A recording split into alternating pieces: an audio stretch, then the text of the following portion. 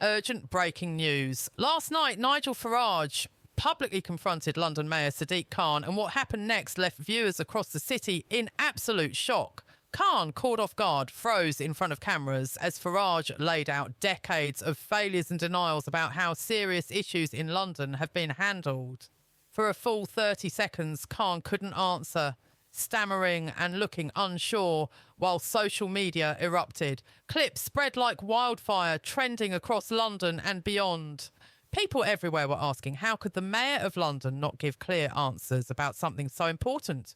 If you want to understand why this confrontation could shake London politics to its core, hit that subscribe button now, because mainstream media is barely covering this. And what we've uncovered will surprise you. Here's how it all started and why this moment became impossible to ignore. For years, serious problems have been happening in London, and critics say they weren't always handled properly. Experts and former officers have revealed that thousands of cases involving children at risk were reviewed, but often not fully acted on. Farage pointed out that this isn't just a problem in other cities. London has its own challenges, with some cases going unnoticed for far too long. Social workers, police and community members have been sounding the alarm, but according to Farage, the city's leadership has been slow to respond. And what makes this even more shocking is that some officers claim they were warned not to investigate certain cases years ago, meaning many issues were swept under the rug. The city is left asking, how could so many warnings go unheeded, and why did it take so long for anyone to speak out? Farage didn't just point fingers. He backed up his claims with investigations, interviews and expert testimony. He spoke to former police officers, social workers and people who have seen these problems firsthand, painting a picture of a city where thousands of cases involving children were mishandled or ignored. Farage highlighted that while London is one of the world's biggest cities, some systems meant to protect children were slow, underfunded or discouraged from acting. He made it clear that the story isn't just about mistakes, it's about accountability, and that failing to address these problems has real consequences for families and communities. And as viewers watched, it became obvious this isn't a story that's going away quietly anytime soon. As Farage's segment aired, people across Britain began to react. Viewers flooded social media, outraged at what they were hearing. Many said they couldn't believe the scale of what had been ignored for so long. Former detectives and whistleblowers came forward with their own stories, claiming that warnings were brushed aside and that political pressure often stopped investigations from going too deep. Farage's tone grew sharper as he questioned how leadership at the top could remain silent for so many years. This isn't about politics, he said. It's about truth and about doing what's right for the people of London. His words hit hard, and the reaction online was explosive. Within hours, #Farage exposes London began trending across social platforms, and the debate was officially on fire. The real turning point came when Farage played a clip of London's mayor being questioned on live TV.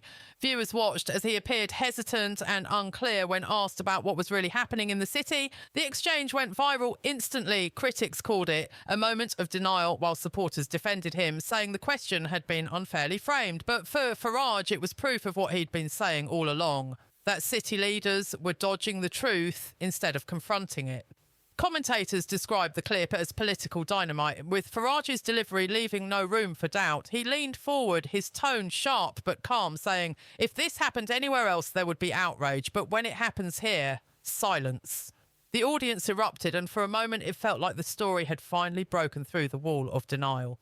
After that clip aired, things started to move fast. Reporters began digging deeper, uncovering years of internal reports, memos and warnings that had been quietly shelved. Even former city officials admitted that problems had been raised again and again, but few dared to take them public. Farage hammered the point home, saying that this wasn't just about one mayor or one department, but a system built on silence and fear. For too long, he said, truth has been treated like a threat instead of a duty. No, his words struck a chord with people who'd felt ignored for years, and soon calls for accountability began spreading beyond London. It wasn't just a political debate anymore, it had become a national reckoning, and that's when the backlash hit like a thunderclap. City Hall scrambled to respond, accusing Farage of spreading division, but it was too late. The video clips were everywhere, shared millions of times across social media. Crowds began gathering outside the Metropolitan Police headquarters, demanding answers. Hashtags calling for an independent inquiry trended for days. Even MPs who usually stayed quiet started breaking ranks, calling the allegations deeply troubling and impossible to ignore. For the first time in years, London's political establishment looked genuinely shaken. The pressure was building fast, and people wanted names, answers and action. By the next morning, Westminster was in full-blown crisis mode. Inside City Hall, phones rang non-stop, aides whispered in corners, and the mood was pure chaos. Leaked briefings revealed that senior advisers had already warned Sadiq Khan months earlier about deep failings within the Metropolitan Police, specifically cases being ignored, files lost, and investigations quietly shelved. But instead of acting, the memos were buried. The tone inside the building was one of panic and disbelief, because those same memos were now in the hands of Nigel Farage. Farage went live again that morning, holding up the documents for the camera. "These aren't rumours," he said. "These are internal City Hall reports that prove they knew what was happening and chose to stay silent." His broadcast hit like a thunderbolt. Millions watched it within hours. The story jumped from social media to every major front page. Even outlets that usually ignored him had no choice but to cover it. Opposition MPs began lining up outside Parliament, demanding answers. "If these memos are real," one MP said live on air, "then this is not just mismanagement. It's a dereliction of duty." Conservative voices called for an emergency session. Labour backbenchers broke ranks, and journalists outside City Hall described the scene as utter meltdown.